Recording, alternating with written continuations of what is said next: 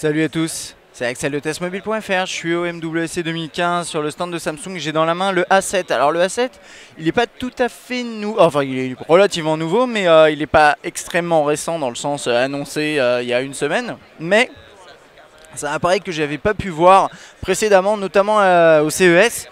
Donc je veux faire une vidéo rapide dessus. Pour info, on est en train de tester aussi le A3 et le A5, c'est des très jolis produits. Et là, bien sûr, le A7, c'est dans le même délire. Alors, quel est justement ce fameux délire entre guillemets, bien sûr. Alors, en fait, c'est un appareil qui est en aluminium, qui est fin, qui offre une prestation globalement assez haut de gamme, mais pour un tarif plutôt moyenne gamme. Alors, je le connais pas par cœur là, mais bon, je vous invite à regarder.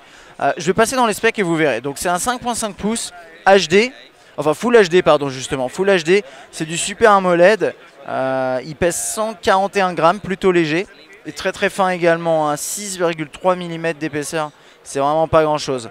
On a une caméra frontale de 5 mégapixels, une caméra à l'arrière de 13 mégapixels, on a des fonctions assez évoluées dans l'appareil photo, on regardera ça dans un instant. Il est compatible LTE catégorie 4. Il est équipé d'un processeur octa-core 1,5 GHz.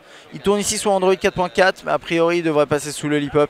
On a 2 Go de RAM, 16 Go de mémoire interne et une batterie de 2600 mAh. Alors bon, 5.5 pouces c'est phablette. Personnellement je trouve ça vraiment grand. Là si vous voulez voir par exemple à côté d'un 5 pouces, ça donne ça. Voilà, ça c'est un Nexus 5. Donc c'est quand même un grand terminal pour ceux et celles qui aiment bien ce genre de produit.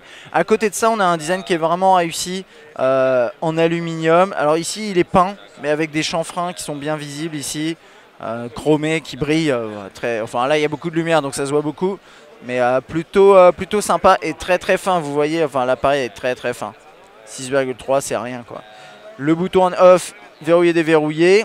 Alors il y a un truc qui est un peu particulier sur ceux-là, c'est que c'est les duos, c'est du dual SIM et je sais pas si en France on a aussi ces éditions là, mais apparemment voilà, celui-ci est dual SIM, donc a priori c'est peut-être pour une nano et une autre SIM. Je trouve pas la possibilité de mettre réellement une micro SD, à moins que ce soit, je sais pas, 2 SIM dans un tiroir, je suis pas sûr là par rapport à ça. À l'avant, on a la caméra frontale, quelques capteurs, la sortie audio, la touche multitâche ici, voilà, ça affiche le multitâche de cette façon-là, un carrousel. Là, on a le retour, le bouton accueil mécanique, classique Samsung, et pas que. Là, c'est un micro, j'ai pas l'impression qu'il y ait d'émetteur infrarouge. Volume, à l'arrière l'appareil photo, bien sûr, le flash. Haut-parleur, ouais, là ici c'est vraiment, ça c'est du plastique. Par contre l'arrière, si vous voulez le voir en bleu, il est comme ça. Personnellement j'accroche plus sur le bleu, mais c'est vrai que pour la vidéo c'est beaucoup plus simple de vous montrer en blanc, on voit mieux en fait les détails. Plutôt sympa donc au niveau du design, réussi. Et puis là c'est la surcouche avec les notifications, les raccourcis en accès rapide ici. Toc. Ça ressemble à ça, c'est cette surcouche qu'on connaît très très bien. Au niveau de l'appareil photo, on a quelques fonctions un peu avancées. Donc par exemple, vous pouvez prendre une photo normalement comme ça, voilà. Est-ce qu'il veut prendre la photo? Non, il veut pas prendre la photo, je sais pas. Mais normalement ça marche comme ça. Bon, j'ai peut-être pas activé le truc. On a quelques actions ici pour par exemple réduire la taille de votre visage, augmenter la taille de vos yeux si c'est quelque chose qui vous botte. Ce genre de choses. On est donc en 5 mégapixels pour la caméra frontale et on peut monter jusqu'à 13 donc pour cette caméra principale à l'arrière. L'écran est plutôt joli, je trouve. C'est un Super AMOLED qui a l'air assez bien calibré, mais ça on le verra si on le teste. Je suis pas encore sûr, mais j'aimerais bien. Et dites-moi d'ailleurs dans les commentaires si ça vous branche.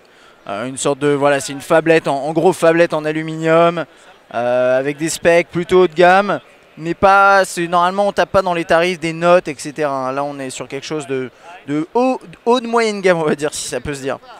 Le lecteur musical ici, voilà. Bon bref, voilà. Dans les grandes lignes c'est ça, ce Galaxy A7. Si vous avez des questions bien sûr n'hésitez pas. Puis moi je vous dis à bientôt.